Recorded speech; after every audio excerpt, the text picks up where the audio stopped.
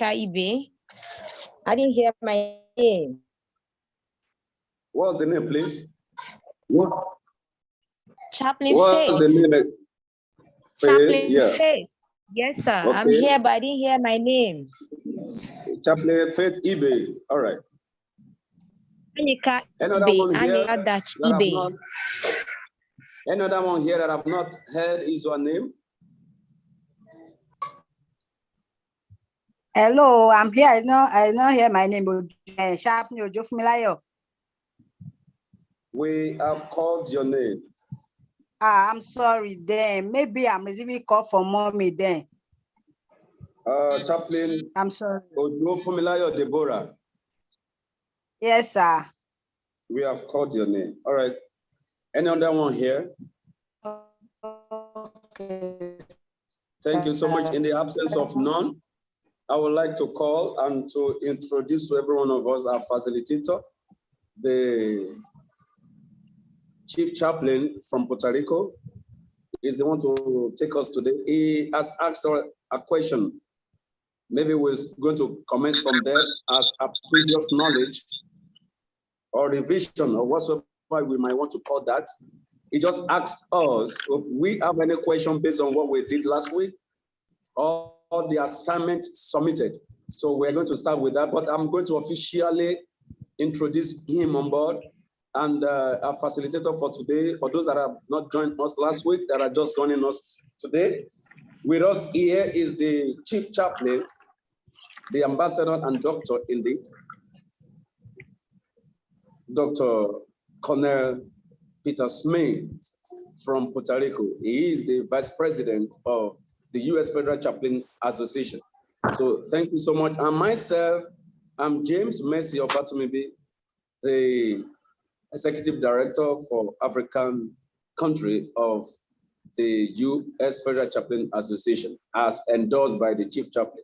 So thank you, and I welcome everyone for being part of this program. So thank you so much. Over to you, the Chief Chaplain.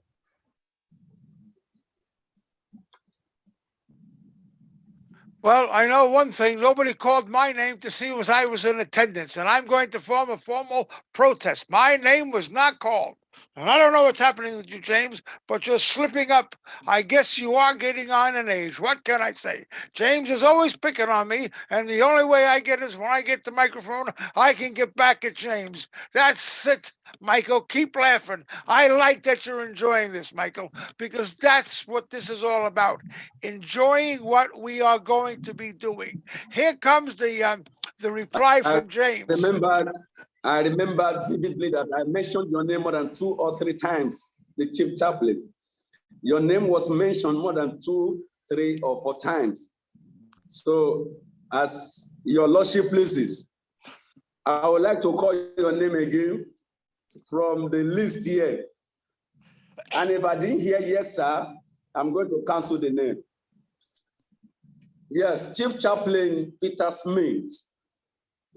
If I didn't hear yes, sir, I will cancel your name. Well, sir, if you don't hear me, then we're going to have to get some toilet paper and clean out your ears, James.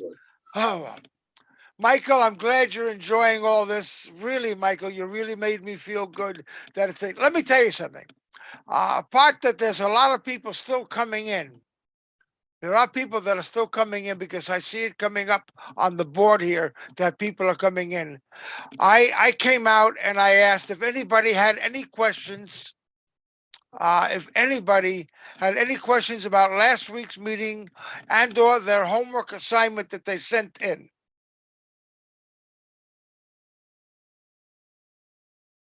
I would take it that nobody has any questions, anything whatsoever. Then I am going to come out and start something.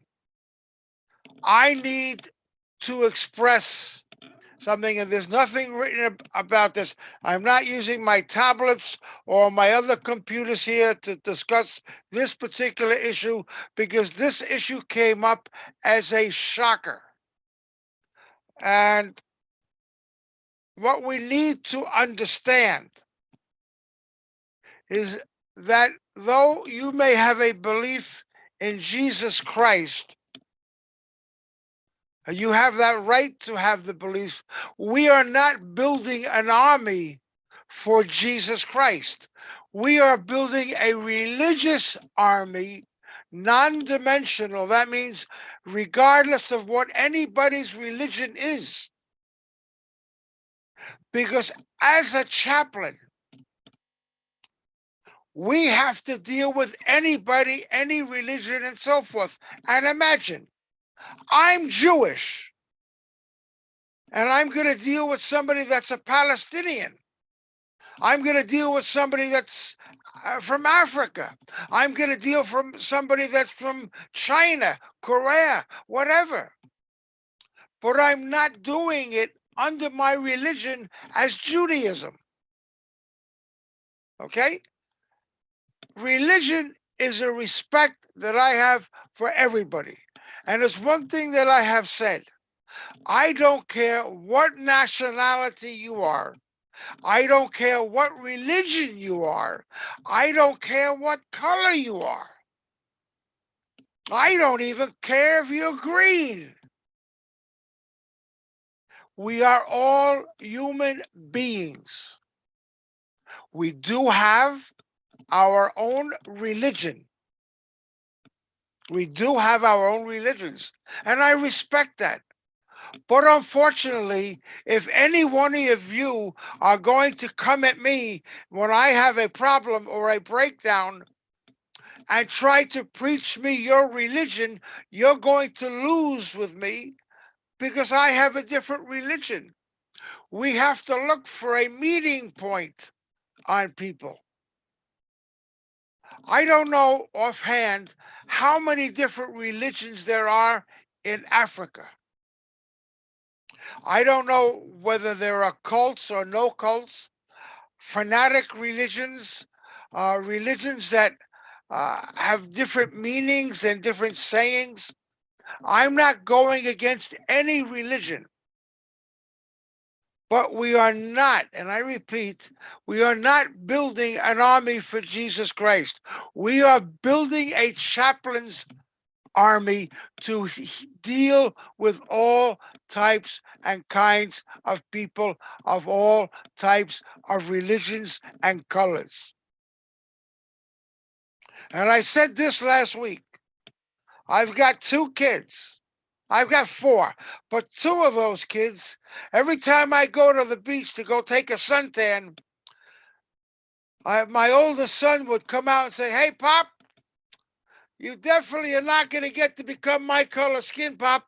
You can sit out there and burn taking a suntan, but you're not going to get to be my color." I said, "Listen, I can go out there and roast myself. I don't care, but I want to look a little darker." He said, "Pop, you're not going to get to it. I'm sorry, Pop." Then my daughter comes up. I says, Poppy, you look good just the way you are, Poppy. And whether you get to be my color or my brother's color, you just ain't going to get there. So keep cooking and give me some money so I can go buy a hot dog and soda." Ah, how the daughters try to beat the fathers up. Oh, my God. But the greatest thing is, I respect your religion. I don't care what your religion is. I don't care what color you are. And I don't care whether you're male or female. Or if you're sitting up on the fence, being one or the other. That is your prerogative. I am not here to judge you. At least I am not going to be judged. I am here to teach you what I can teach you to become a better chaplain. And as a chaplain, we must respect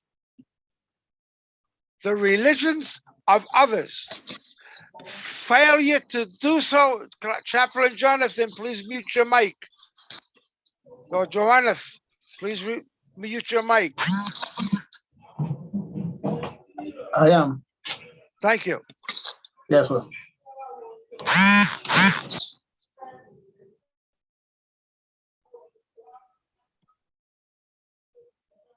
You're still not muted, sir.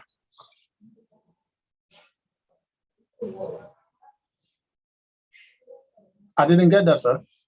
You need to mute your microphone, please, sir, so that I don't have to scream. Okay.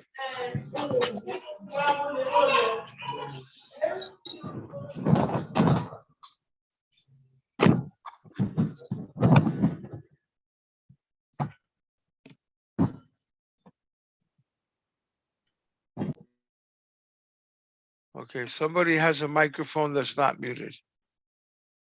And it's the gentleman that has the earphones, the white earphones, and sort of a bluish sweater. And he looks like he's driving something or driving in something or riding in something. Okay. One thing that I have seen is, again, I respect the religion of anyone or any place or any being. I am not trying to downplay or belittle anybody's religion. What I'm trying to do is to teach us as chaplains to work together, be together, be it we be male or whether we are female. Because in the chaplain category, whether you be male or female, okay, whether you be male or female, nobody is higher than anybody unless you're in a position of management. Everybody has a specialty within themselves that eventually you will learn what that specialty is out of that chaplain to do and work as a team. That's the most important thing, to work as a team. Last night, I gave instructions to a group of different organizations with different chaplains. I gave them some instructions because they headed out to the island very early this morning, because there have been some landslides here in Puerto Rico because of the weather conditions. And we're going with much needed emergency water and food and so forth. And I said, whatever you do, don't ask the person what political party they're with. Don't ask them their religion. And don't ask them what their sexual preference is, because that's none of our business. Everybody should be treated the same. Now, I'm not going to give you my opinion, what I think about sexual preferences or not, because in reality, that's between me and God and my family. But one thing I will not do is discriminate. In my 73 years, that has always been my belief. As a matter of fact, it's because of that belief I ended up here. Okay, I ended up here in Puerto Rico. 51 years ago, I came down for a 4-year assignment. And 51 years, going on almost 52 come Valentine's Day of next year. Excuse me. And the way I look at it, we are all human beings. And as a chaplain, we must get the fundamental rights and respect the fundamental rights of everybody. We cannot.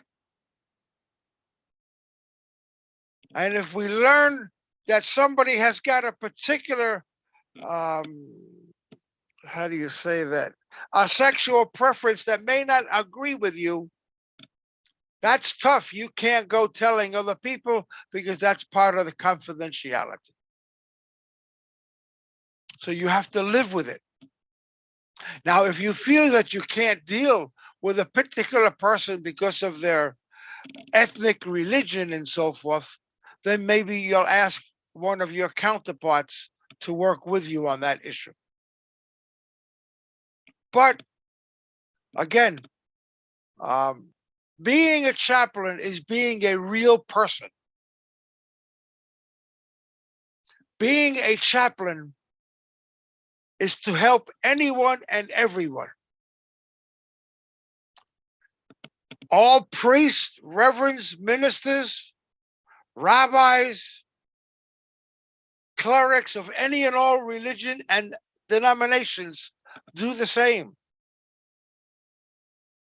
I went with a group that was giving a concert to in a church. And the priest came up to me and he says, I can't believe who's standing here in front of me. My lost Jewish friend that's been in Puerto Rico when I used to be up in a very poor town called Castañeda, who used to bring up with his civic group toys for Christmas and Three Kings. And I says, you know, this is a very large, small island. And it's always a pleasure and an honor to see you. And more so because of what you have done, what you have been doing, and what you keep doing. That is the part of being a chaplain, a minister, a reverend, a priest, or whatever nationality, be you a nun, be you whatever. I ask for the simplicity, to have comprehension, to have understanding for people. Because if you come to me with a problem, you're going to want me to have that understanding also. Just make sure that when you come to me with a problem, that it's not for money, because that's the biggest problem I get from everybody. I need money, I need money, I need money. I'm not a bank. I'm not one of these money machines or a slot machine that you go into a casino and you can win money from. I'm not one of these machines that you put your card in and you press the numbers. If you got money, you can take out $40, $50, $60, whatever it may be. I'm just another human being living on my pension. But if you need somebody to talk to, I'm here. The only thing that I will say about that is if I'm sleeping at night, there is no way that I'm going to be answering WhatsApp, Zoom, Messenger, or any other chat program to be able to help you, because I am a human being and I got to sleep. I've got to recharge my batteries. And I'm not making an army of religion. I'm making an army of men and women, chaplains, because in your country, you're going to need backup. In your country, you're going to need resources. Everybody that's in here is a resource. The only resource I am not is called money and food, because by the time I go to send you food from here and it gets to your country, it may be no good. And if you're asking for money, I don't mind sending a penny or two, but that's about it, because I live on a budget. I just got my 10 cases of big Coca-Cola bottles and another 10 cases of water, which have 40 bottles in each case. I'm prepared for the rest of the hurricane season. I've got my cheese, my bread, and so forth, and certain meats and canned goods. And I got a gas stove. I won't use electricity even if you pay me on a stove. Now, by me telling you all this, you're going to say, but what does this have to do about being a chaplain? It has a great deal. Because what I am teaching you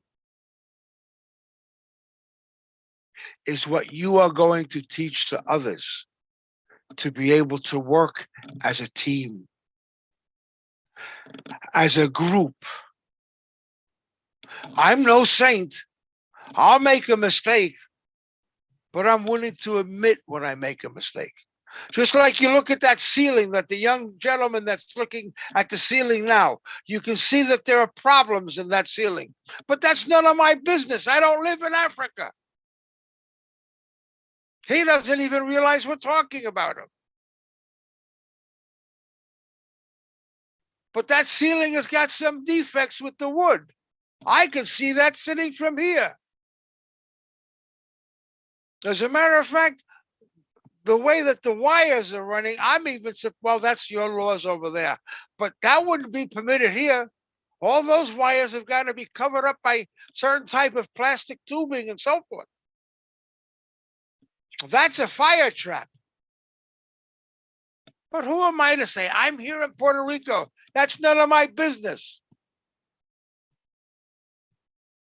But at least there's a roof for some reason or another. At least. Okay, Rosemary Wadger. Okay, Miss Rosemary Wadger, I believe you just made it in. Welcome. I just let you in the door. Religion, friendship, religion, understanding of people, understanding of others is all part of the chaplaincy. Oh, I forgot to tell you something. You all got a boss. Every single one of you have a boss. And whatever you do, eventually, you will have to answer to your maker in your religion. So I'm not going to judge you. I am the least person to judge anybody. I'm human. I'm not going to be the one to throw the first stone. If you ask me for consultation, I'll tell you if you're right or wrong, or maybe there's another solution. If you turn around and say, oh, but they're offering me something to help them out. No, we don't take anything. And as James said in the last meeting that we had, he does a type of thing where he resolves problems with the people. Wow, all these Beatrices finally making it. Beatrice, I see that you finally made it in, Beatrice. Very good. And Miss Wanjar, I believe, made it in, and some other people have come in, which I think James very shortly will have to take another attendance, because there should be a lot of people in here now. Trying to figure out how many people we have in here, but I'll let Joseph worry about that. Now, in the reality of life, we all live in a different style home. Every house can be with wood, can be with zinc, can be with cement, whatever type of a house you live in. But that doesn't mean that we are any better than anybody else. We're all humans.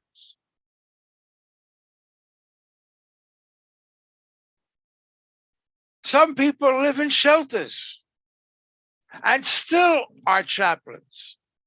I've got 3 chaplains living in shelters right now because they want to be with the people. because they've got beautiful, beautiful cement homes, better than my home. I don't care. They made it. They made money, whatever. But I spent money on my family and my grandkids. And I got a lot of grandkids and even 3 great grandkids. So when Christmas comes around, I got a lot of spending to do. I'm even lucky they leave me a shirt on my back. Thank God for that one. Keep laughing, Miguel. I'm going to end up pouring a bucket of water on top of you. Keep laughing, Miguel. I got you. I'm watching you, Miguel. Don't think I'm not watching you. Miguel is having a ball. And so is John. John is cracking up over there like there is no tomorrow. That's good. And Blue Light has finally made it in. She's been crying and crying. I know, don't cry, Blue Light, don't cry. I don't have, wait a minute. Like, I got tissues here. You're lucky, wait a minute, Blue Light. Whoa, I just dropped the box on the floor. Oh my God. Here, Blue Light, I got a box of tissues. Here, you can have one. Oh, wait a minute, how are you gonna get it from over here? I'm here and you're there. I'm sorry, Blue. I tried to be nice to you. What can I say? But the reality is we need each other. Regardless, as a teacher or a professor, I'm being a clown. But I'm trying to wake you all up so that you really understand. Okay, David is just coming in. I got a lot of people coming in now. We've got to find out how many people we have in. I hope we can beat last week's record of about 16 or 17 people we have here. The idea is to be a chaplain, is to be a human being. Now, if anybody has any questions up to this moment, type them into the text that's on the side there, and I'll be able to answer them, because if we try to get everybody to come up on the microphone, it's going to take a long time and we're going to lose some valuable time. So if anybody's got a question, I'll see you in the text chat, and make sure that you type it so it says that everyone can see it. I can see what you type here. Okay.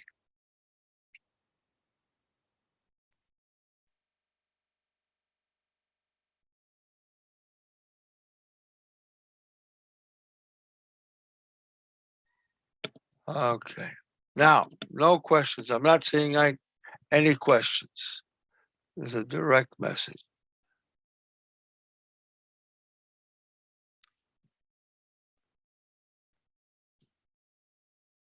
Okay. Well, then let's go on.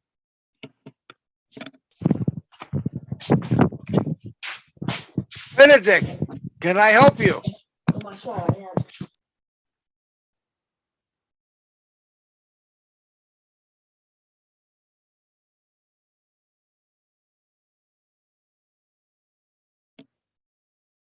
Okay. That's Mr. Benedict. Okay. All righty.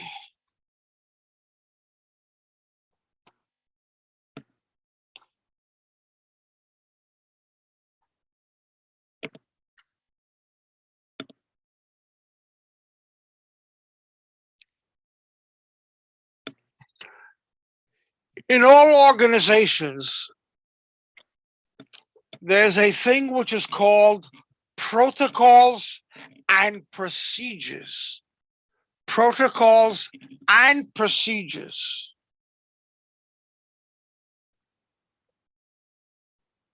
And it's also called chaplains and emergency protocols and procedures. You have all different types of issues. Can a person on another urgent Yes, Reverend. Anybody can be let's see, Reverend Benson. Anybody from any religion. Just because I'm Jewish, that doesn't mean that you can't become. You're a reverend, whatever religion you're in. There are chaplains for just about every single religion. It doesn't make any difference. I'm Jewish and I'm a chaplain. The New York City Police Department, the chief chaplain, is about 5'2", and he's Jewish. And there are chaplains of all religions, denominations, faith, even Muslim chaplains in the police departments and the fire departments, in different organizations. Any religion qualifies to be a chaplain. And that was for Reverend Benson. Can a person of another religion become a chaplain? Like I said, there is no discrimination. The New York City Police Department has, within the last 3 years or so, put on approximately 4 Muslim chaplains in the police department. In New Jersey, they have Muslim police chaplains. In other states, everybody's picking up on every religion.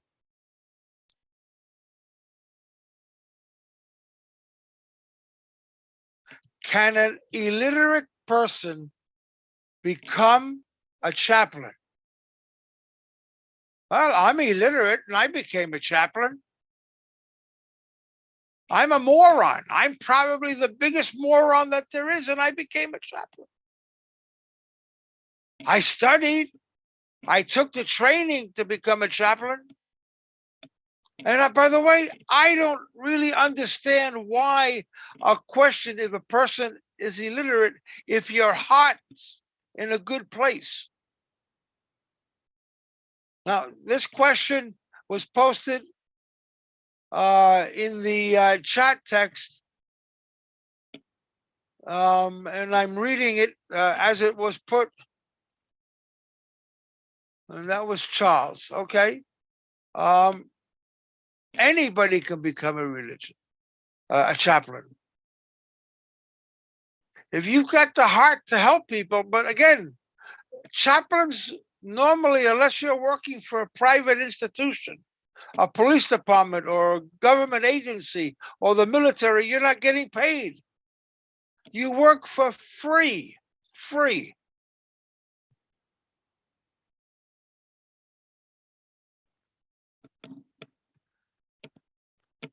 Now, a command structure. There is always a command structure in any organization, business, corporation, or whatever. Perhaps the most significant failure among individuals who serve in an institutional as an institutional chaplain is that they forget the cardinal rule. Once the chaplain leaves the walls of his church and enters the world of institutional chaplaincy,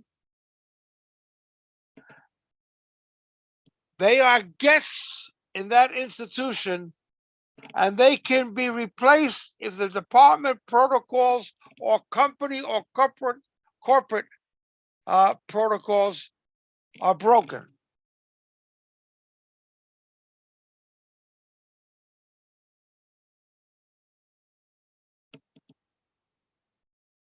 There is a very special type of protocol,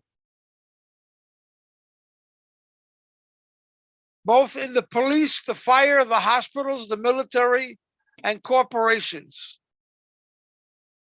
Now, within that area, you do have to remember that confidentiality. If a corporation wants you to tell them everything that everybody tells you,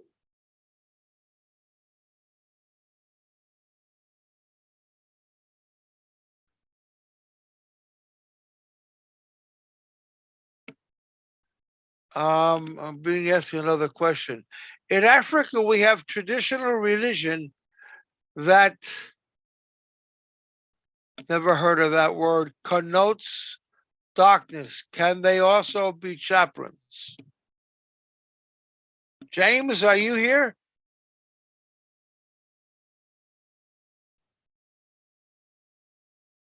Yes, I'm here. I'm also reading the text. Yeah, the question was, in Africa, we have traditional religion that condones darkness.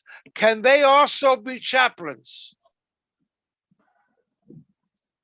Number one, each religion has a chaplain, as we have said, from each faith, like Christian, as we have said, you are Jewish, we have Muslim chaplain. And what is it all about? It's about winning souls into God's kingdom. It's about counseling. It's about mediating. It's about charity. It's about helping others in various ways. And due to that question, the organization, the faith, the tradition, or whatever belief, they might have their own faith or religion or whatsoever. We are less concerned about that. If any one of them wants to become a chaplain, surely he must come for training. So in that training, he will get to know more about what chaplaincy is all about. He will get to know more of what to denounce and what to embrace and what he should do if he will be qualified for that chaplaincy or not. It is when it comes around, it is when it comes for training. Like that question that says, can any other person becomes a chaplain? The question looks somehow. It looks somehow because now it is not only in Christendom we have chaplains. As you have heard, the chief chaplain himself is Jewish. He's a chief chaplain. And we have other religions too. And don't forget, we have many religions in the world.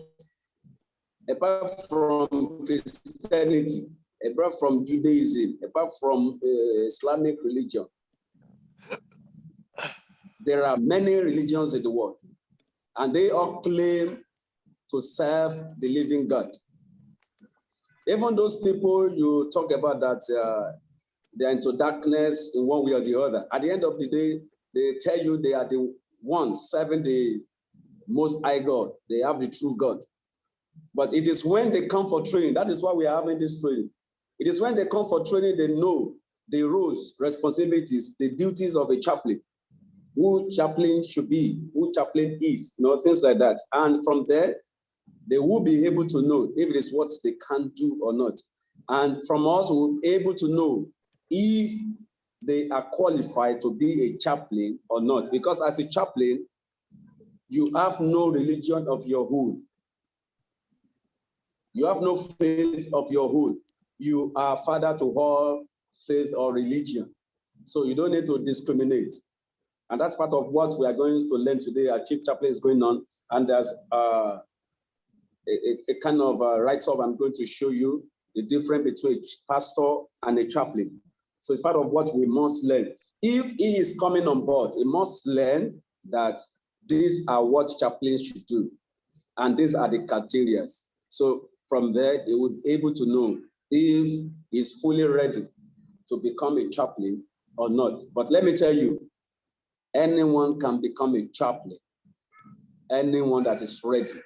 Like you say, can anybody become a Christian? Anybody can become a Christian if he's ready.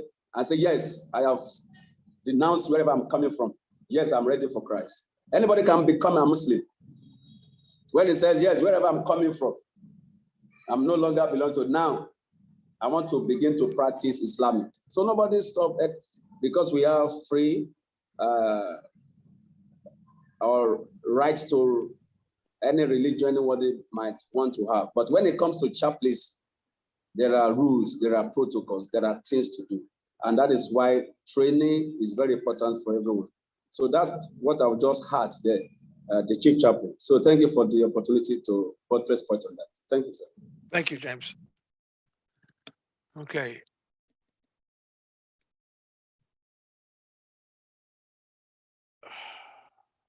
Well, I've seen questions in my years, and two very interesting questions. I would take a picture of your screens if you can and save those questions, because somebody may ask you and you've just gotten the answers.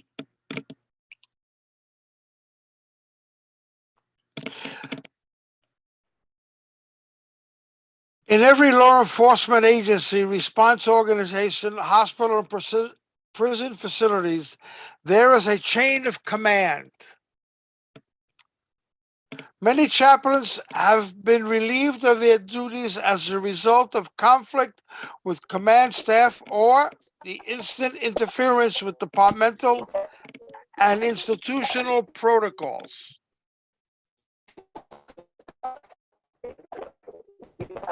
Grace, can you please mute your microphone, please?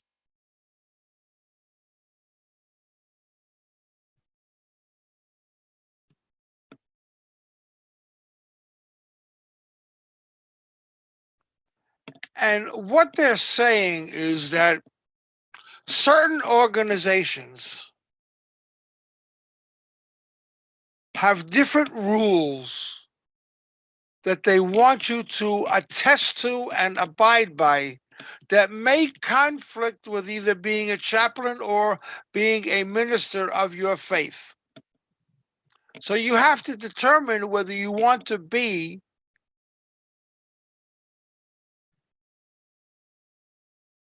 you have to be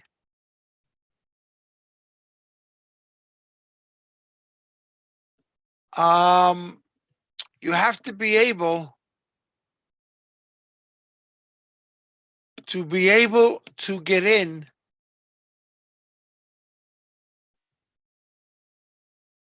and figure out what is it going to be.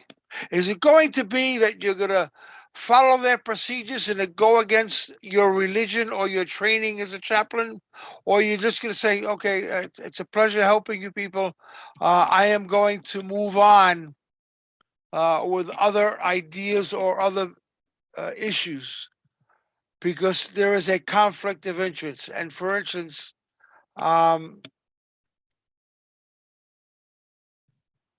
if the business tells you, oh, I want you to tell me what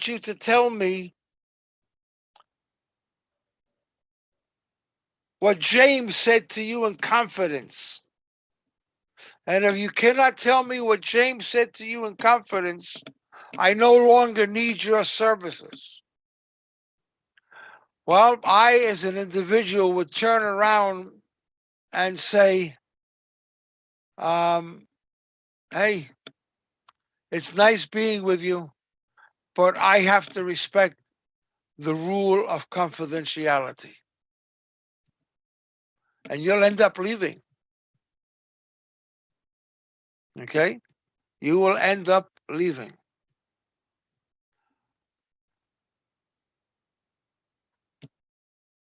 A strong desire to minister the gospel message often clouds the judgment of a chaplain because they approach the ministry from the church standpoint rather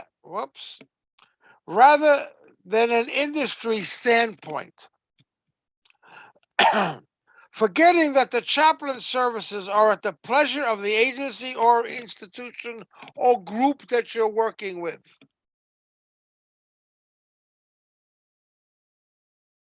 Most professional chaplains will be required to undergo an orientation and training so that they can become accustomed to what are the regulations, both of the chaplaincy and what the organization expects from them. Now, what the expectation will differ. I have one way of looking at things. James has got one way of looking at things. John has got one way of looking at things. Samuel has got one way of looking at things. Rosemary Wajar has got one way of looking at things. Grace has got one way of looking at things. We all look at things differently. But we've got to get onto a path where we will work as a team and consult as a team. Emergency call-outs. Now, emergency call-outs will happen in many type of scenarios and dangers. A chaplain may be called to respond to a major tragedy, such as a suicide, child drowning, traffic collision, or a community disaster. Emergency call-outs will depend upon victims' needs and the necessary needs of the emergency personnel. When arriving at an emergency scene, it is the incumbent upon the chaplain to determine who is in charge. The person generally referred to as the on-scene commander, who will be made public to the family until conclusions of an investigation. The on-scene commander. So let's put it this way. I've got John, and I'm going to say, as the chief chaplain, I'm going to say, John, you're the on-scene commander. You give out the chores and the responsibilities to everybody else. If I was down where Rosemary lives, Rosemary would be the on-scene commander. She's a woman. It makes no difference. She's still a chaplain. We're not discriminating against anybody. Still, you may have to get that through the people's heads in your country, and I understand that. Believe me, I understand it.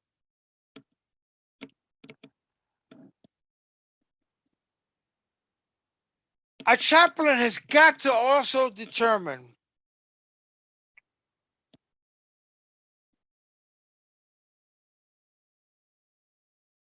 that the scene that they're at has not been declared a crime scene. Because the crime scene is a different type of commander, and until the crime scene commander says everything is all clear, nobody goes into the scene. Unless somehow or another the crime scene commander says, go ahead, go in and give them some last rites because they're not going to make it to get to the hospital or whatever the crime scene commander is. The overall commander for the chaplain still would be Rosemary or John.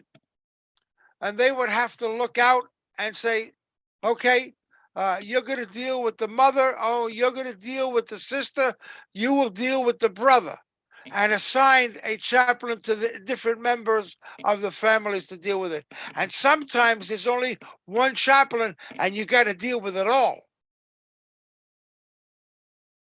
Now you have to worry about the following thing. You come up to me on a crime scene and all you want to do is discuss religion, you got a problem with me. You got a big problem with me.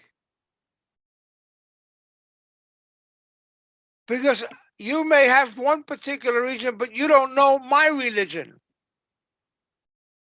So what you're going to attempt to do is to push the religion that you know down one's mind and brain. Actually, we call that in the United States down somebody's throat, like you're force feeding them. And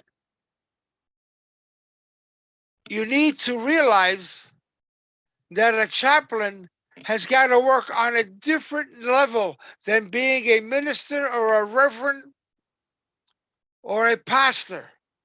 A chaplain has got to work on a neutral level. That's something that we all have to learn. To this day, I'm still learning, and I'm 73. Rosemary, I relieve you of your position as scene commander. And John, I relieve you of your position as scene commander. Now you'll become a student again. You got to learn what the responsibilities are. You've got to look it up and how to be able to deal with what the other chaplains are dealing with.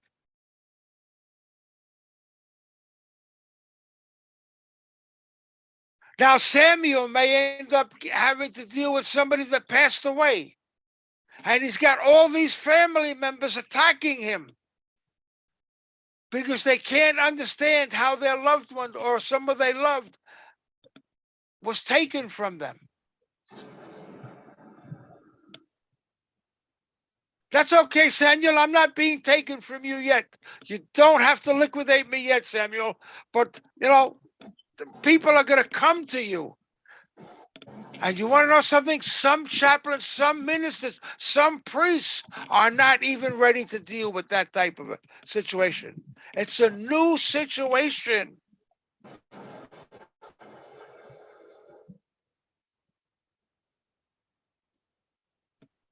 And being in a new situation, you've got to figure out, Samuel, how are you going to help me? Because somebody I love has just passed away. They're gone, Samuel. What do I do? Samuel, talk to me. Don't stand there without saying something. Talk to me, Samuel. I've just lost my loved one. What am I going to do?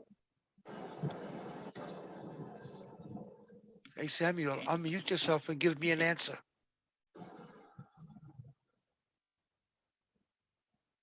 Samuel.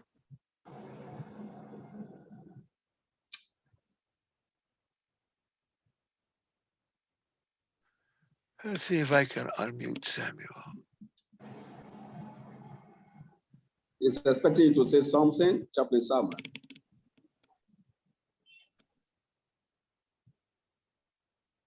You can unmute yourself, sir.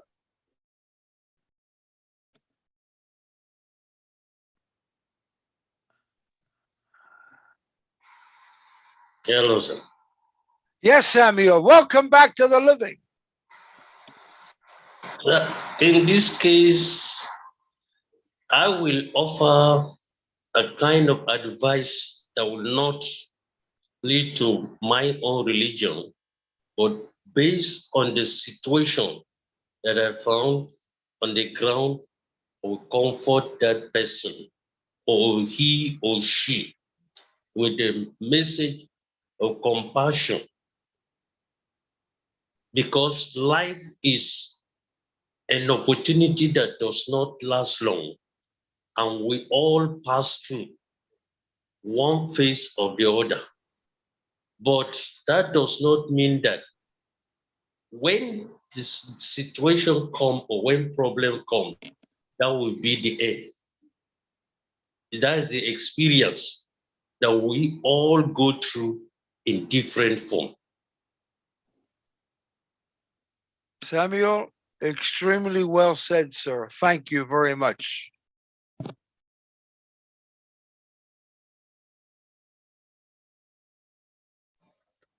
That was the answer. Yes, Samuel has done it well, and he has come out with a neutral way of being. And that is very important.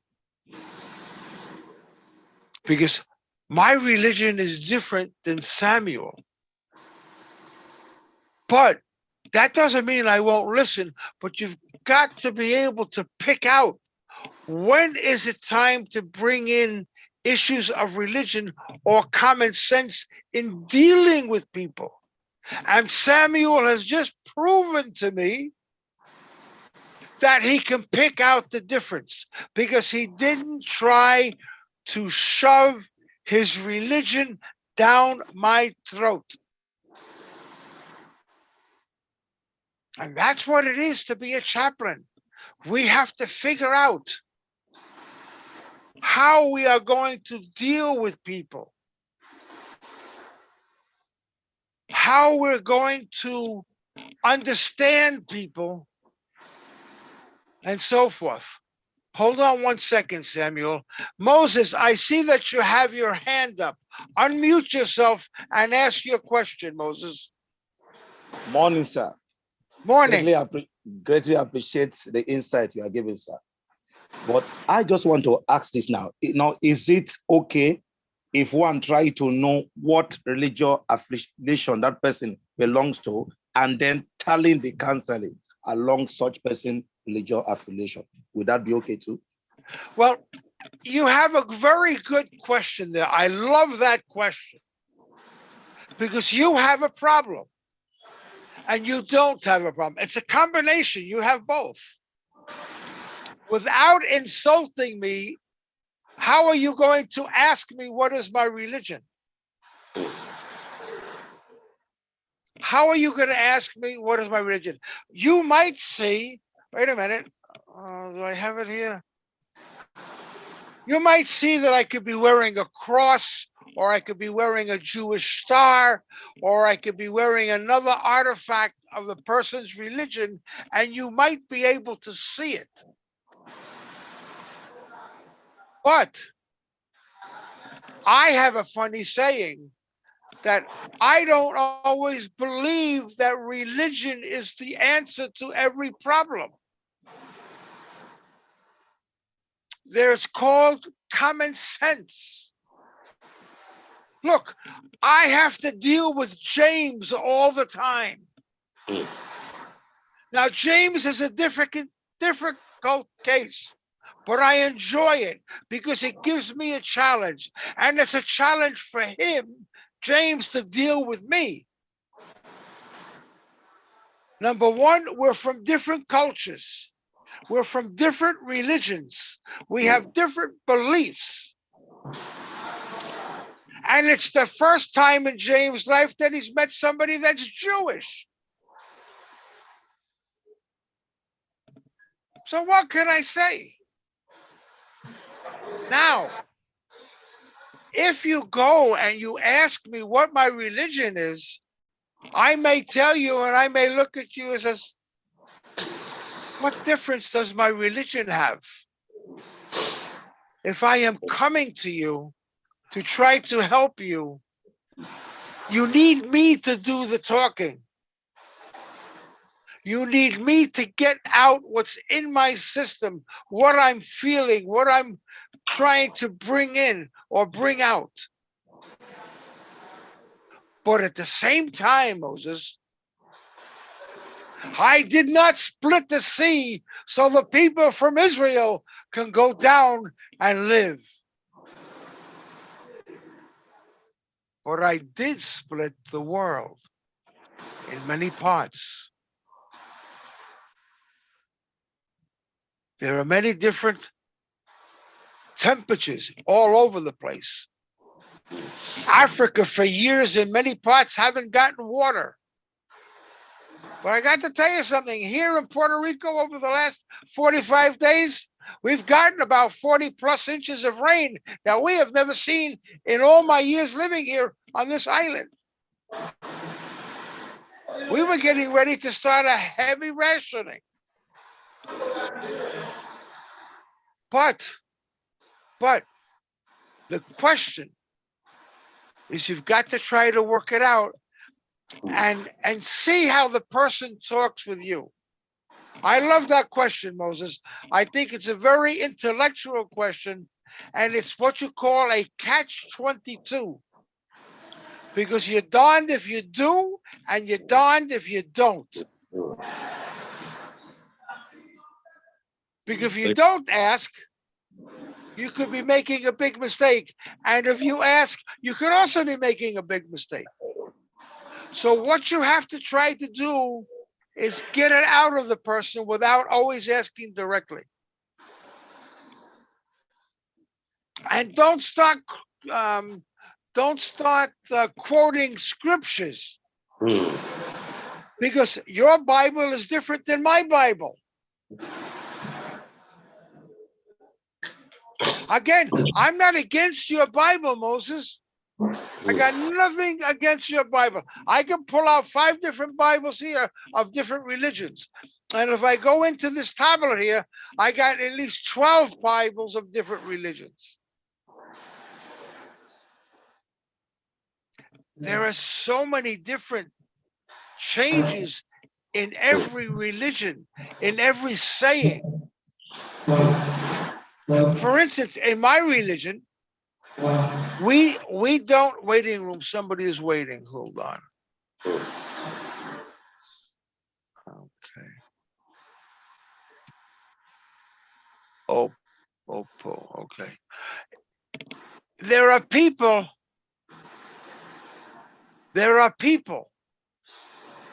that read a Bible very differently. They have a different interpretation of what the Bible says than what the Bible is telling them. They have a different understanding. I don't want to go and say, Samuel, hit your head against the wall and that'll fix your problem. That's not going to fix Samuel's problem. Samuel will either break his head, crack his head, or break the wall and have to replace it. I've got to work and try to understand every individual person. I may turn around and go, hey, John, help me, John. But John doesn't know what my problem is. I could ask John. But then again, the question that Moses asked was perfect. I like that question. Any other questions?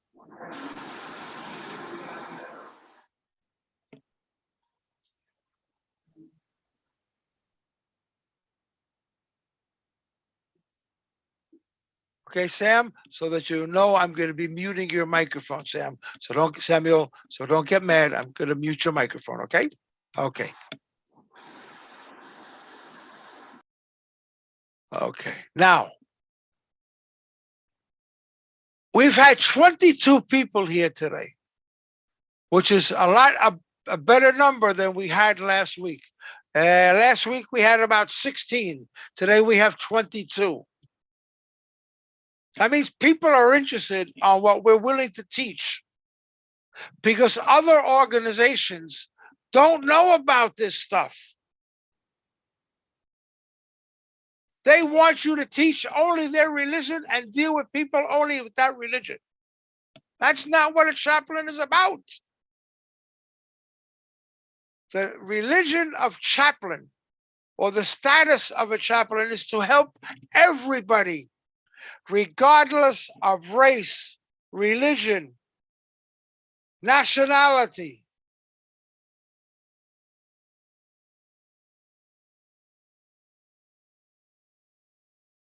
Cultures of food, cultures of wearing clothing, be it a woman or be it a male that's helping them. And in some cases, religion doesn't allow women to talk to men unless it's a whole big thing that they got their face covered and the burqa and all that stuff. Every religion is different, and we have to work around it. Any other question? If you have a question, raise your hand and I'll see your hand up. It'll be a lot easier for me. Moses, thank you for that question. Samuel, thank you very much for your help. John, thank you also. James, thank you also. All right.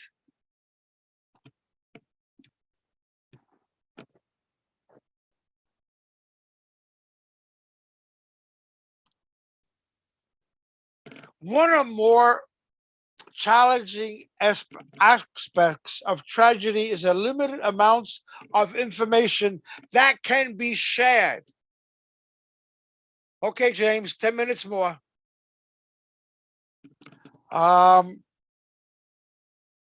Aspects of a tragedy in limited amounts of information that can be shared with survivors.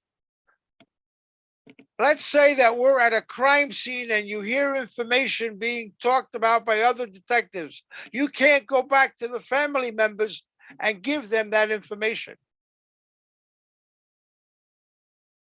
Okay, you can't go back to them and give that information. You're not a police officer. You're not a fireman. You're not the investigator.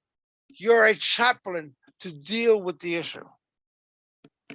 While specific information may not be available to share with the survivors, the appearance that efforts are being made to keep the family informed will often diffuse an otherwise hostile situation.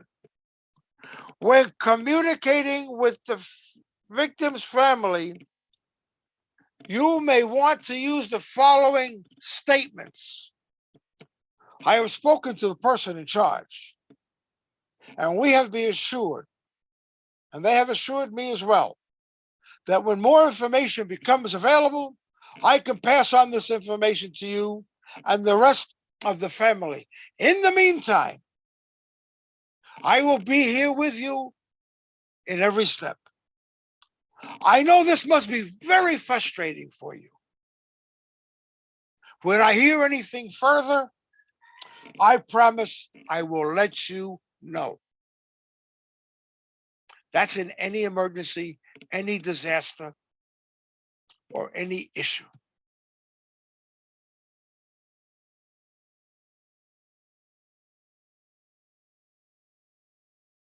Okay, the next question, is it compulsory for a chaplain to have an area of concentration? Well, if you know something about religion, it's not a bad idea, Charles. If you're a minister, a priest, a father, a reverend, a missionary, whatever, we even have nuns that are chaplains. We have a nun that's a chaplain of a basketball team, a professional basketball team in the United States, and she's 90 some odd years, and she gets paid for her work. But it's always good to get some type of specialty so that you know where you can fit in, not to try to overboard and cover everything, because there's just too much for one chaplain to cover every single thing.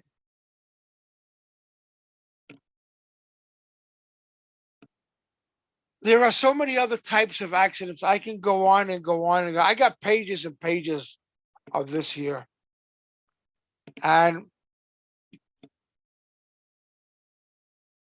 there's so many aspects, so many different things. And one of the most important things is you've got to use your judgment. You've got to use common sense. And remember, in many cases, religion may or may not help you. Okay, may or may not help you.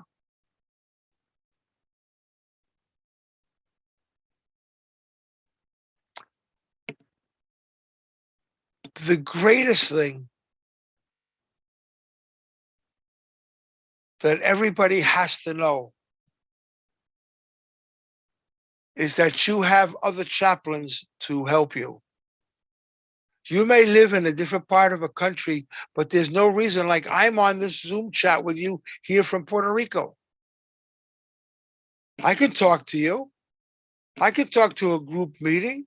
I could talk to things and people.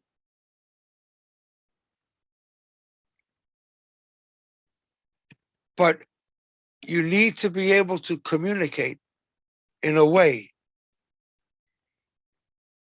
that you're not overshadowing the person. Remember confidentiality.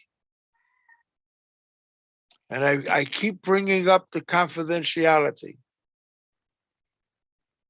So your homework for this coming week, all homework assignments should be in by Tuesday, please, because like the ones that got to me this morning were like 4 or 5 of them I have to go check on after I get offline from here and get something to eat first and then check on them.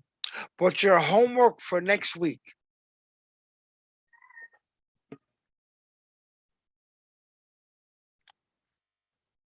your homework for next week.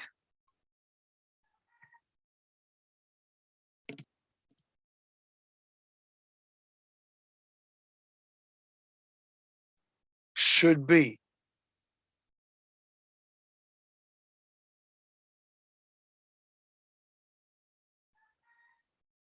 what does it mean to you? What does it mean to you to work as a team or organization on issues?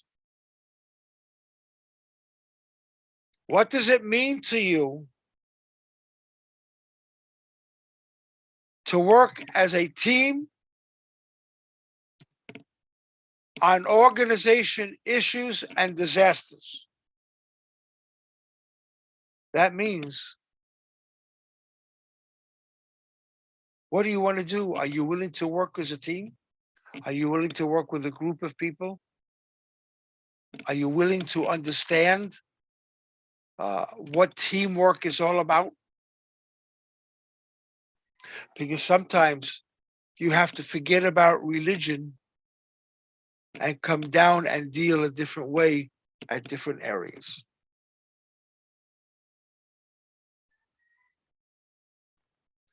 Okay.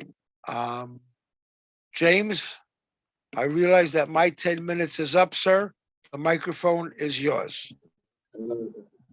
Thank you so much. I think we had enough today from the president of the U.S. Prayer Chaplain Association. So thank you so much, sir, for having us today. And I think there's a question in the box that must a chaplain have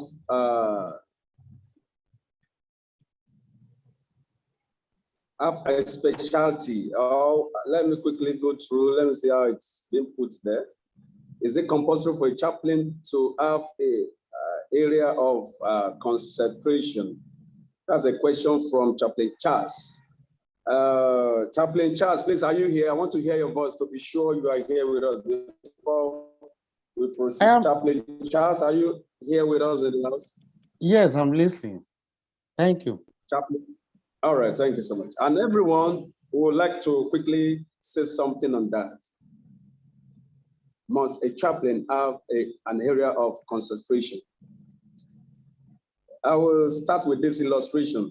I will use a football pitch as an example. A football pitch is mainly for two sides. And you know that a team must have the numbers on the pitch like 11, one goalkeeper and 10 players.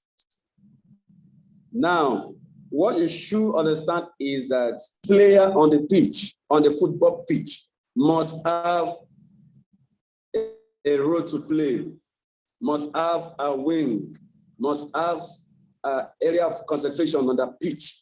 Either you are a defender, if we say we have defenders, even the defenders, we have left-footed, we have right-footed, we have the center.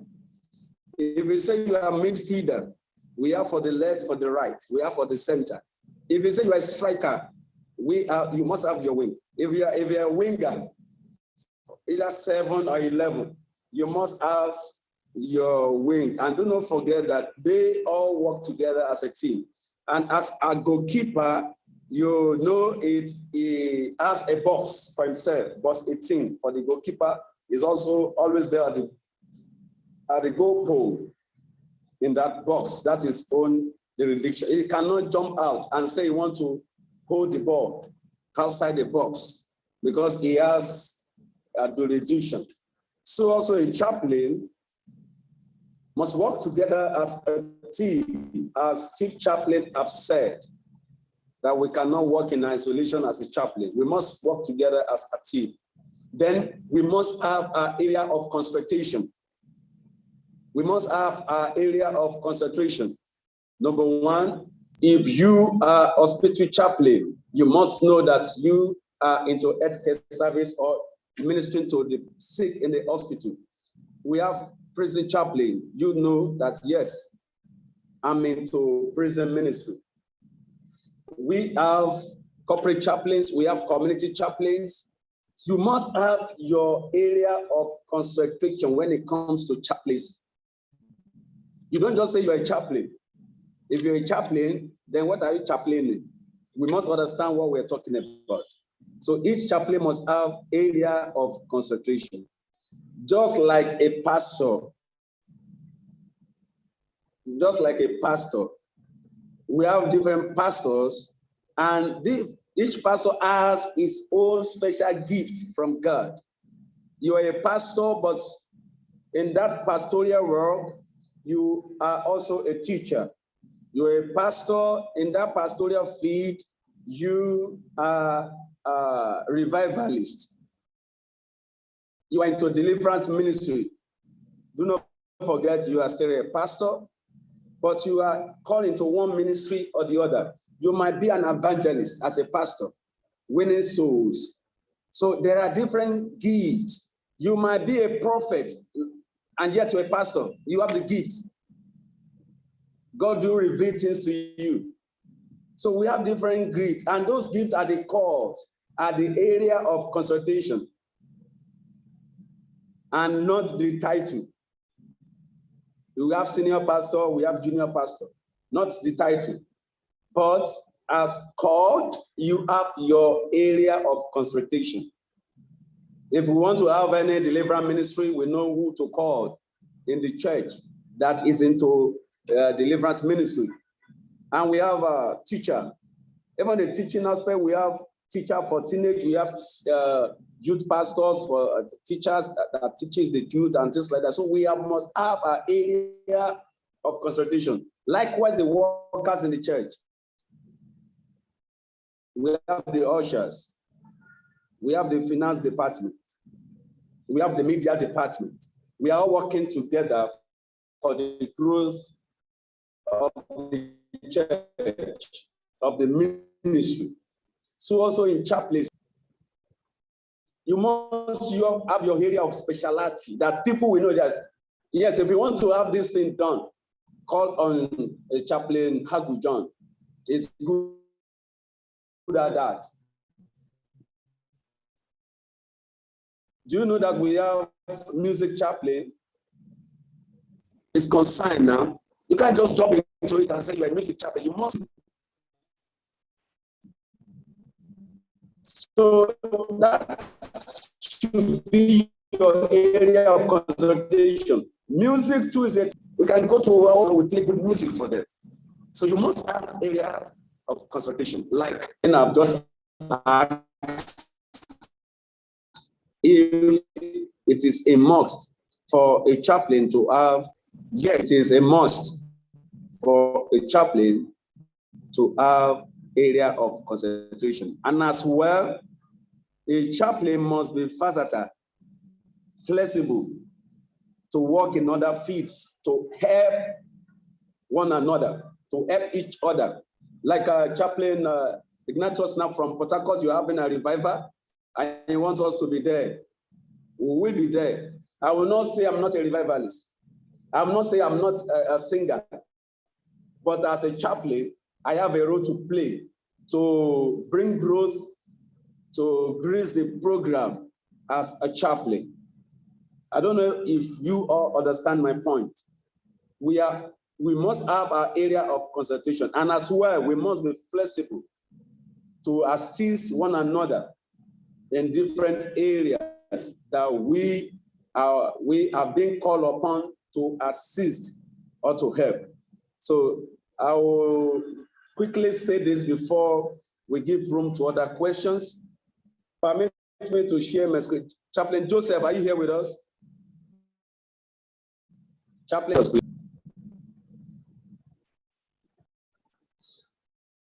Let me try. I want to quickly share my screen.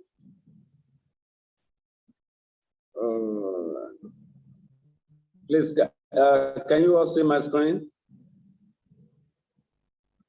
Please, can you all see my screen? Yes, we can see it. We can see it. All right, thank you. This is just what I want to talk about.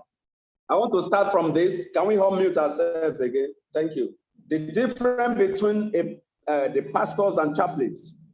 I want us to understand this clearly because some of us are pastors, we pastor a church, we have a ministry of our own, and yet we are chaplains.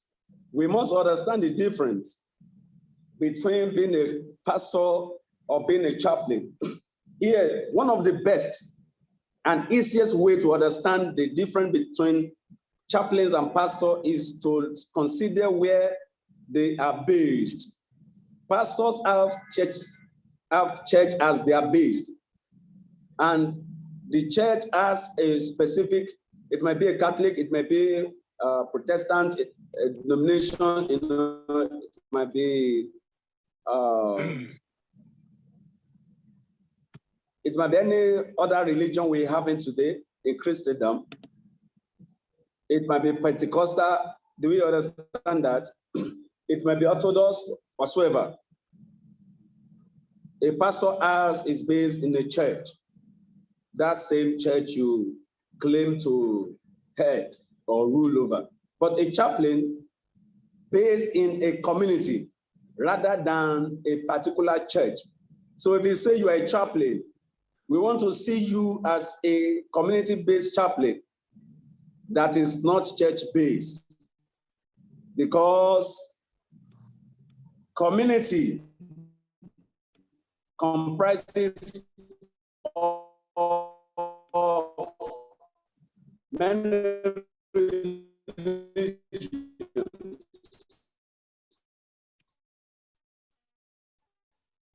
many ethnic groups, many people that to stay today are training. Redeemed, Catholic Church, Pentecostal, wherever churches. But James, you're breaking very bad, sir. Okay, I think it's the network. Please, are we together? I can hear you And now, James. Yes, we can hear you now. All right, thank you. So here you will be trained to minister to all faith, all religion, wherever you meet yourself, and not just to your ministry or your church. Chaplains often work in outlying areas of facilities where people cannot attend a church, such as military outposts, prisons, hospitals, motor parks, and some areas that we know that we can see people, especially on Sundays where others have gone to church, but these other people do not have anywhere to go. They are not even church goers. Chaplain comes up in this area to operate as a non-denominational minister, to minister to them. Then also chaplain, individual crisis intervention. Chaplains are often involved in traumatic situations where they perform crisis intervention. They work in hospitals, counseling patients who are very ill, ministering to incarcerated individuals, that is the rejected one in the community now, and in the military, to soldiers on the battlefield, away from home, who might be suffering emotionally with the hazard of their mission, sickness, homelessness, and many other situations. As part of their education, chaplains receive special training in crisis intervention and ministering to people in traumatic situations. A chaplain might sometimes hold an informal worship service, which will be for all faiths, but worship isn't the focus of his job. Well, so what are we talking about here is that a chaplain is also involved in individuals' crisis intervention. We go to their homes, we visit them in the hospitals, we visit barracks to minister to people according to their needs. In sickness, away from home, people that needs special care in a traumatic situation, chaplain is always there. And also, chaplain can organize an informal worship service, which will be for all faith. It may be in the barracks, it might be in the hospital, it might be in the prison. So you will not be looking for Muslims, you will not be looking for Christians. All can come together for that worship or that service, because you as a chaplain, you are not to discriminate. But it is said here that worship isn't the focus of a chaplain. You are not there to be leading worship, but you do that to pull crowd or call people together to be able to minister to them and to be able to know them better, especially when you just go to a community. Then we proceed. Pastor minister to congregation. That is, people come to their churches to hear their pastor preach. He speaks to their entire congregation rather than one-on-one. The audience typically isn't in crisis or experiences trauma. You should understand what we are talking about. You have your members in the church in hundreds, in thousands. You minister generally to them. Unlike chaplain that minister to people one-on-one in counseling, especially people that are in traumatic situation. A chaplain sits one-on-one with them to counsel them. Unlike pastors in their various churches that talks generally, preach generally, and after they worship, they all go back home. They just want to worship together with others of the same faith and hear inspiring word from their pastors. When someone in the church does have a crisis or dilemma, he or she might see the pastor individual or guidance, but that's not the major focus of the job. Pastors also go out of the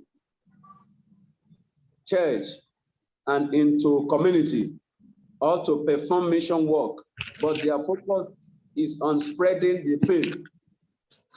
The major focus of a pastor is to spread their faith, preaching to people to join them in their ministry, in their faith.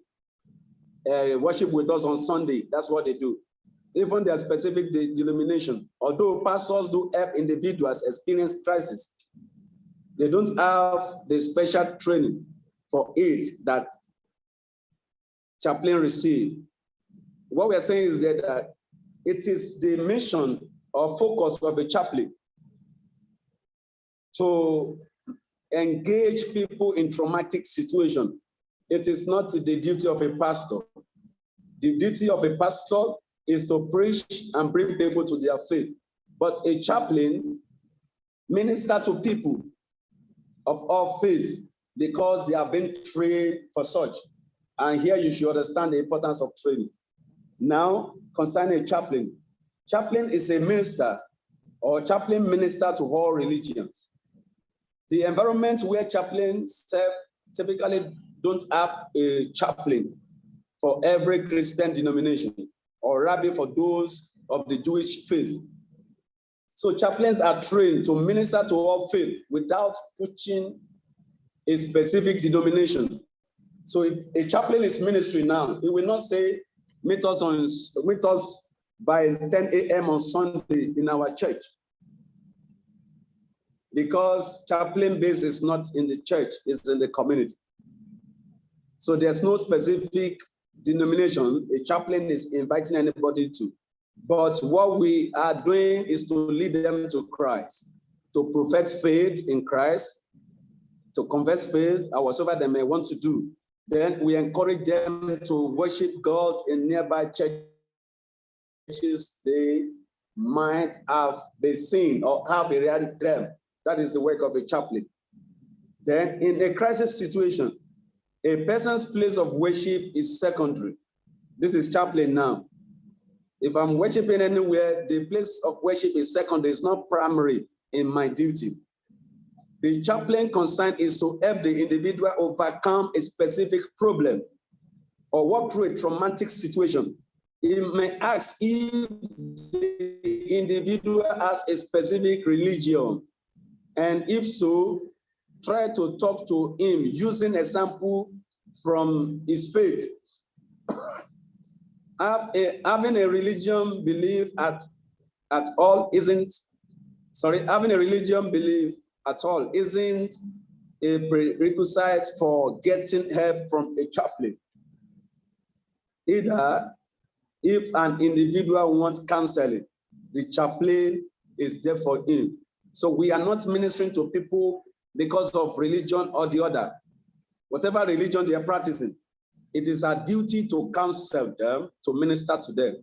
But when it comes to a pastor, pastor is focused on his faith. He said, pastor primarily minister to people of the same religion faith. Priests work with Catholic. Other pastors work with people from their own baptism, Presbyterians, Lutheran, Methodists, and other Christian denominations. Rabbi work with people in their own synagogue.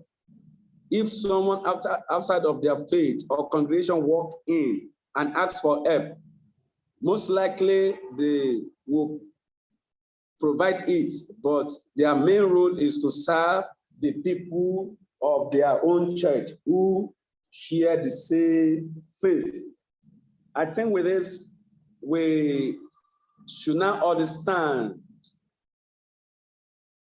the difference between a chaplain and a pastor. So it is our own duty as a chaplain to minister to all faith, to minister to anyone in need, in traumatic situation, in dilemma, in any condition or the other. We are not to discriminate. We are not to say it's not my church member.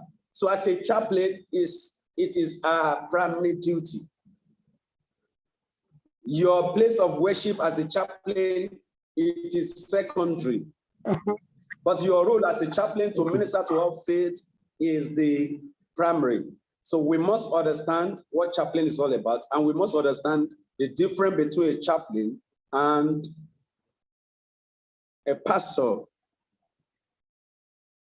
As a pastor is based in a church, or whatsoever ministry he or she is, a chaplain is based in the community among the general people where he or she is called to serve. So at the junction, I would like to listen to questions if we are having. So thank you for having us. Thank you for staying with us. I want to throw this open for anyone that we having a question. Question from everyone, please. Well, one of the things I could say very quick is we've got 23 participants. 23 participants. We have broken our record for the amount of people, and we hope to keep getting this growing more and better. Again, we're teaching you something here that nobody else in your country is teaching. And this is why I love my job. And I love picking on James. So I need more people to come in so I can continue to keep picking on James. Thank you. Thank you, sir. Okay. Chaplain James. Yeah, Chaplain James. I have a question. Based on your explanation that a chaplain not supposed to be at a particular place in church, he has to go to the community. And I want to ask, what about if the chaplain is doing both the church work and also be going to community, villages, and going around every place, every time he's doing the both sides? He like every month, you move to like 2, 3, 4 communities, then come back again and meet your people, yeah? Then go back and meet different people. Is it not okay? Though I didn't hear you clearly because of the network. Oh, okay. I'm talking about you talk about a chaplain not supposed to like have a base, like base in a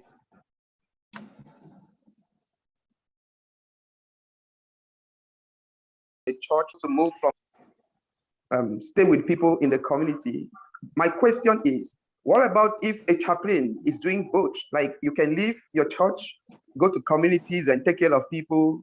They are not your people. They are not your church people. They are not from the same worship. They are not from the same congregation. You take care of them and come back. Then maybe next week you go again to another place, take care of them. Is that okay? Yes. You just spoke on behalf of a pastor now, right? The pastor that has a ministry. Because what you have just said now, if you are referring to a chaplain, that is a role of a chaplain. Going from one community to other, ministering the gospel in words, in thought, in kinds, but however you want to do it. So, but as a pastor, the belief is when you get to a community, you are sharing rice, sharing clothes, giving them money. They believe you want them to come to your church. That's the first mentality they will have. Yeah, I know that for a pastor, but a chaplain, a pastor being a chaplain goes out, you give, I believe a chaplain is you give without expecting a return. People coming to your church or whatever, you don't expect return. So what about a pastor that is a chaplain doing that?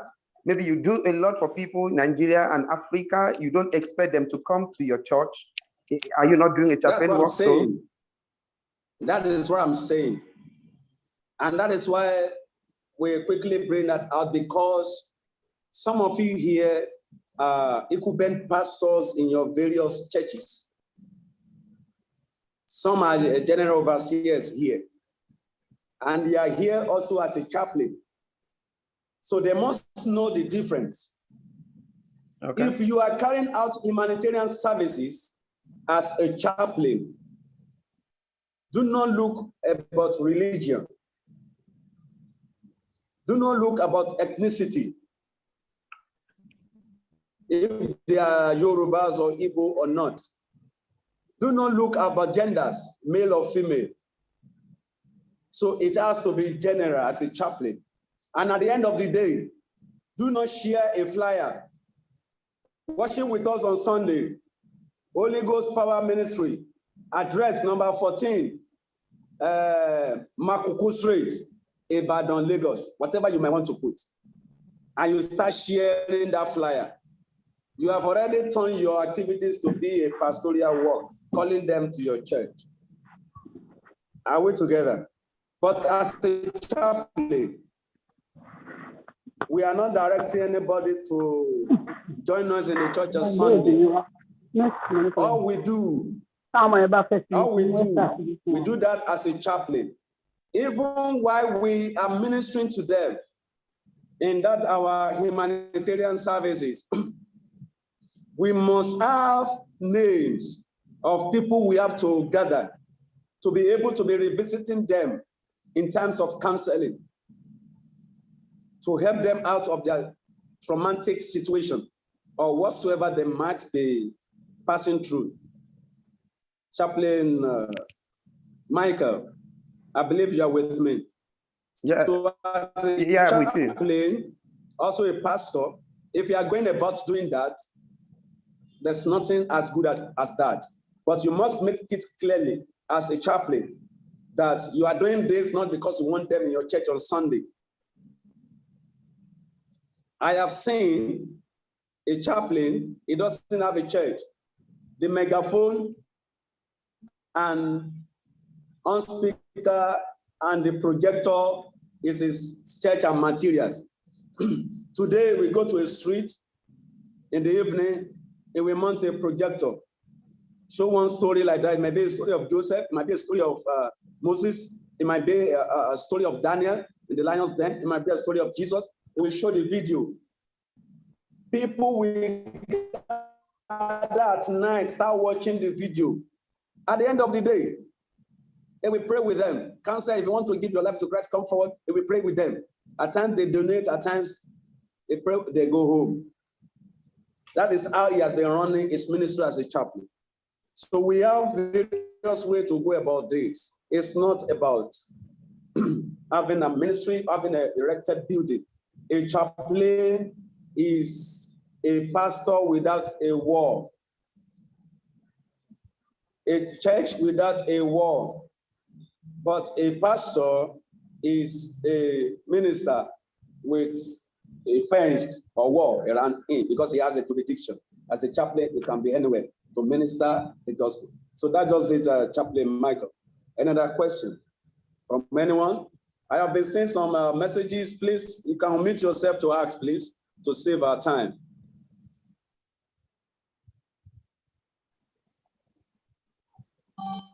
All right, he said, can a chaplain defend a right of a person being violated before the government?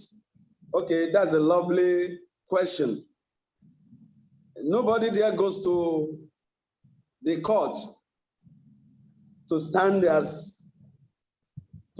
in for anyone in place of a lawyer without being a lawyer. Even a soldier cannot go to, or naval officer cannot go to the court and say, this is my client, want to stand in for such a person, because it's not a lawyer. Everything has a rule. Even soldiers, civil defense, other paramilitary organizations cannot prosecute. It is only the police that are given the power to prosecute anyone that might be sent to the court. So as a chaplain, you cannot stand in the court of law for anyone to advocate except a lawyer that becomes a chaplain, or a chaplain that is also a lawyer. I don't know if you understand that. There are different two things here. A lawyer is a religious, a chaplain is a member of the clergy, while a barrister is a law enforcement agency. So there are different two things here. So if you are a lawyer and you become a chaplain, nothing stops you. If you're a chaplain and also a lawyer, you can stand in a court of law to defend any right of whatsoever. But in another way around, a chaplain can advocate for human rights when it's been violated. And what do you do? And how do you go about that?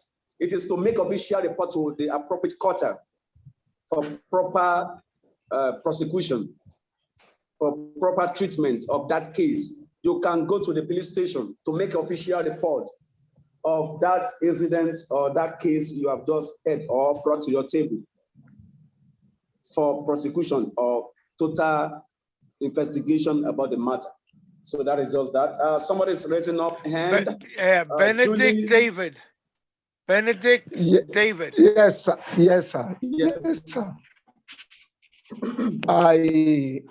Of course, the question I plan to ask, your second response already answered. I wanted to add that, of course, if you are not able as a chaplain to stand in for somebody whose right is being abused, one should be able to provide both, moral, psychological support, or any other support that such an individual may need to help her go through that moment of challenge. So that is just what I want to add to it, sir. You want me to answer that, James, or you want it? Did you get me, sir? Yes, David, I got you. I heard you 100%. James, do you want me to answer it, or you're going to answer it, James? I think I'm quickly going through other questions I'm having here. I think James. He's asked the question. Go ahead. All right. Yeah. All right, David. A chaplain can give moral support, but cannot be the lawyer for the person. Now, if the lawyer is a chaplain, that is up to the lawyer whether he wants to do that or not. But you have to be very careful on that, David, because as a chaplain, your client may tell you something may tell you something who the person really is, but doesn't want the lawyer to say it in court. And he's caught between defending his client and keeping the confidentiality. So, my suggestion is that the lawyer has got to determine and tell his client, listen, I am a chaplain, but I am a lawyer, and I need to know which hat you want me to counsel you on. Because if I do it as a chaplain, I cannot represent you in court because of the confidential information you have told me. Whether your courts are different in Africa, and no, but in most world courts, the information that you give to a chaplain is considered confidentiality. Now, you run into the error of mistaking between lawyer and chaplain. It's a very good synopsis. I will look up more on it and have a better answer or a decision for you for next week. But I like that question. Go ahead, James. Thank you, sir. Thank you so much. You have rightly answered the question, sir. So thank you so much, Chief Chaplain. And there's another question in the box saying, as incumbent pastor, and you are also a chaplain, can you have an office in your church or ministry to be able to counsel people in the community, that people from the community will be coming around? Yeah, it's a good one, but I will tell you, if you have an office in the jurisdiction, your compound, people will see it as a denominational program. You will hardly see a Muslim there. You will hardly see other faiths there. They will hardly come because they believe it is for your church members. So as a chaplain, what you should do is to have an office outside your church premises. And you will write it there boldly. Are you passing through any stress? Or do you need counseling? A chaplain is available here to counsel you. That is, you have to put a banner, at least for them to know that they can walk in here for counseling. So it will be away from your church. So people will have the free mind to come. But if you have it in your church, you find it difficult to go. Let me set an example.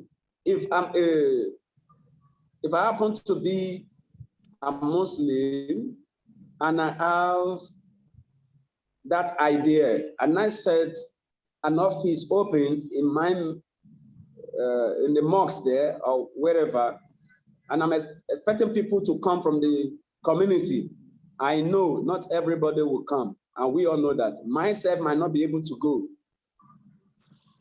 because of the religious intolerances and things like that. So for you to get more people to come around for the training or for the counseling or for any program you might want to do, it must be out of the church premises. So thank you. And I see some hands raising up. Jane, who's Jane? Jane, who's Jane?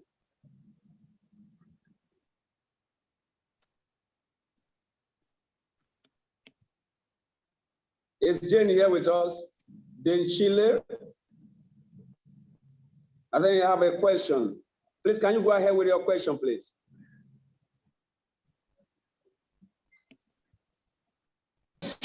Good evening, sir. Good evening. Yeah, I'm here with my team. I ran because I was not getting the volume. I was not hearing anything, but now it's clear. Can they hear us? Hello, sir. Can you hear me? Okay. Chaplain James, that is one of the person I invited from Port Harcourt, Chaplain. Okay. Okay, Yes, from Port sir. Harcourt. All right. Good evening, sir. Go ahead, madam. Yes, sir. Go ahead with your question, please. Do you have a question? Okay. No, I was not hearing before now, but now I can hear it very clearly. Okay, it's good to see you, Jane. I can hear you in Puerto Rico in the United States, and James can hear you in Africa. We can see you. We can see everybody in the background. There's another lady. There's a gentleman on the side from Puerto Rico, the United States of America. Hello. Thank you. Thank you, sir. Beautiful faces out there. Yeah, those are the people I told Faces out you. there. Yeah, those are the people I told you they are coming in. Yes. Yeah, and then all right. Pastor Sam, Chaplain Sammy as well. Sam, I think, is with us as well. Yeah. Very good. Okay, I'm going to mute them because there's a lot of feedback coming back from their system.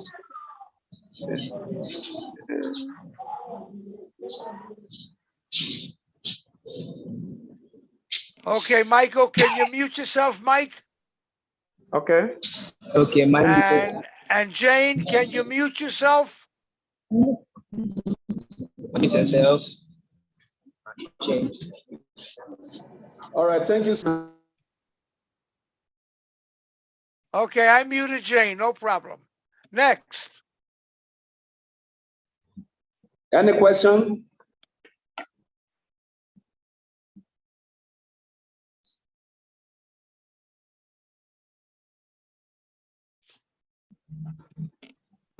All right. I didn't know when the Chaplain Jane, Sheila joined us, but I would like somebody from there to summarize all what we have been saying since.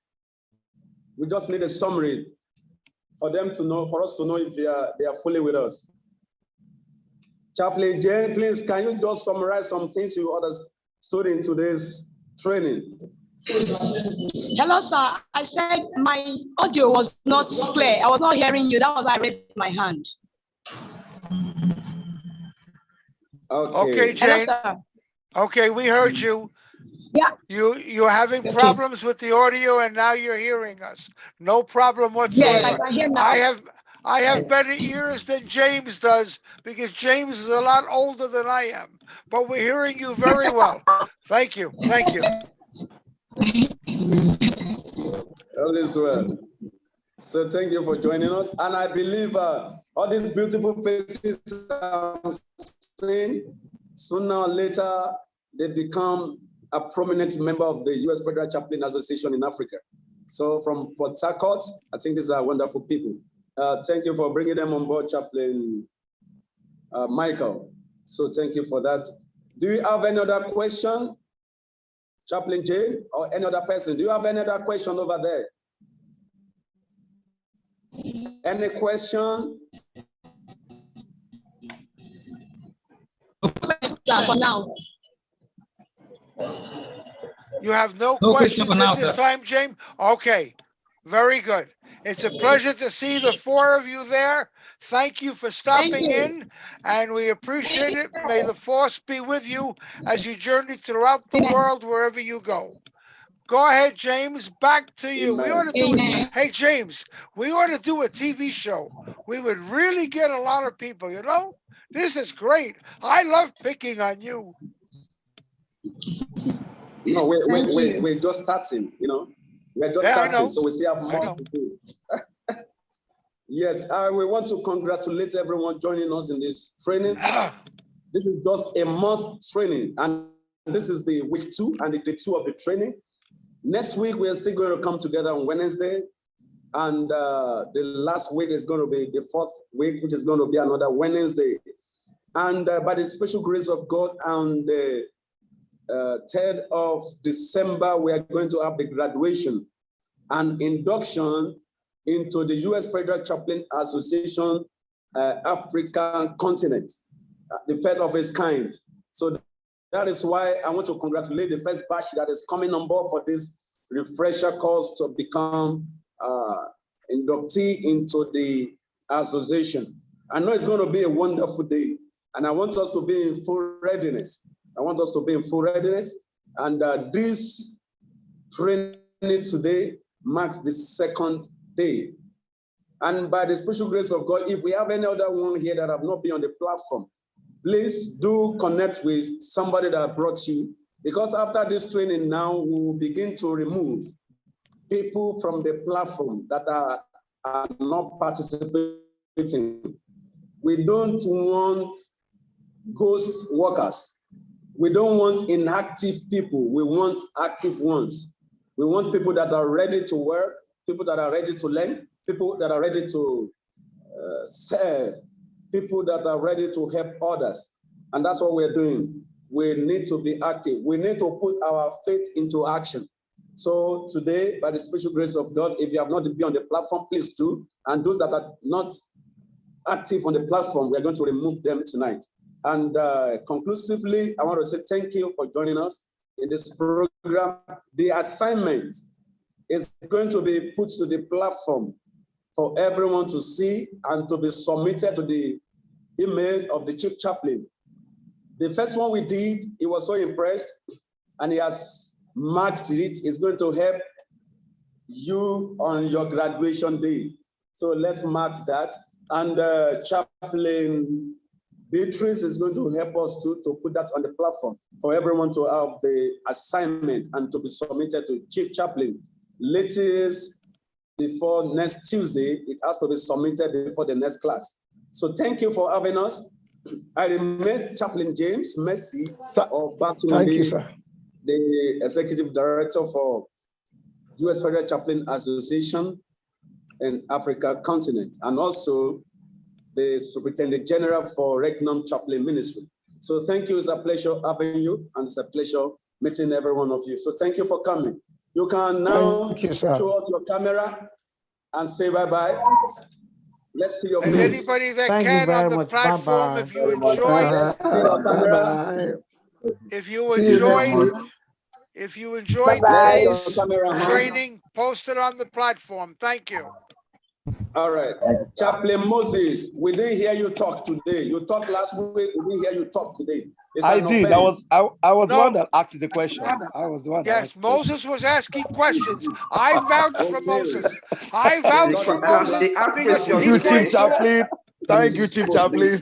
You're welcome, Moses, because Moses is going to open the sea so that we can cross the sea, so I can get to Africa. Let it happen. Let it happen. Then, all right. Sorry, let me quickly say this. Please, are you with me? We are still with you. Yes, we are with you. In this program, we have not arranged for the badges. After this training, after the graduation, we are going to officially arrange for meta badge. The meta badge that we have in a wallet, you must have that as a trained and certified chaplain. Wherever you go or wherever you find yourself, it's just to bring out your wallet and open it with a gold meta badge as a trained chaplain. We're going to arrange that. It's going to be produced from US and to be sent down to us here. So let's get this done first.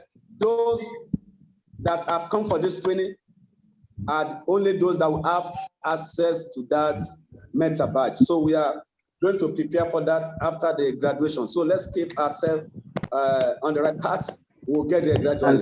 So thank you for joining us. Thank you for joining us. Who have not said hi to us here? Who have not said anything here? We want everybody to talk. Thank you for today's lecture. Thank you. Thank you so much. Thank you for today. See you all. Thank you for the lectures. Who is Samson? Good evening, everybody. Good evening. Good evening. Good evening. Who has not spoken to us? Who has not talked to us? Chaplain. Good afternoon. Good afternoon. Provost, I love you. I'm greeting Honorable Peter Smith. Yes. Chief Chaplain, somebody is greeting you. That is your Yemisi. Yemisi is greeting you. Please, who is that Samsung SM? Who is that Samsung SM? I don't know who that person is. It's you now. It's like Chaplain Faith is inside the market.